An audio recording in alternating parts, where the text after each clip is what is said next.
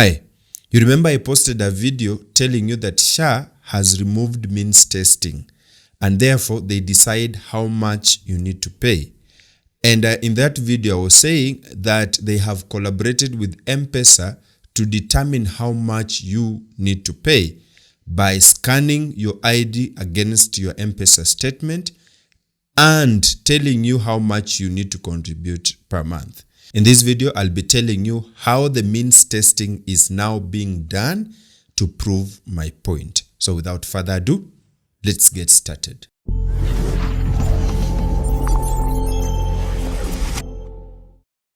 So my friend, once you log in and then you come here under means testing, you click on get started and proceed to means testing. Please wait. Okay, processing. Your insurance premium processing status will be sent via text message. Once you receive the message, click refresh to view the latest status update on your monthly contribution. So after you receive the message on your phone, you have to click on refresh.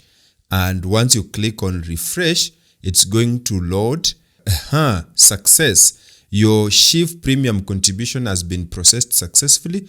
Please proceed to pay. And you can see now the monthly total amount is 300 shillings. The annual total amount is 3,600. Now, to be fair on this, they may send a message on your phone that it has failed. Now, if you receive a message that the means testing has failed, you now need to go through the old version of doing means testing, meaning you'll be answering the questions and those questions will now determine how much you will pay. But if you click there and then they send you a message telling you that your shift premium contribution has been set, then you know that they have automatically determined your monthly contribution. And I will still say they are using your M-Pesa statement to determine how much you need to pay per month. Although I may also say, however much you answer those questions, they still in a way access your M-Pesa statement, which also helps in determining how much you pay per month. If you have any views about this new update for means testing, please drop me a comment. I'll be glad to read it.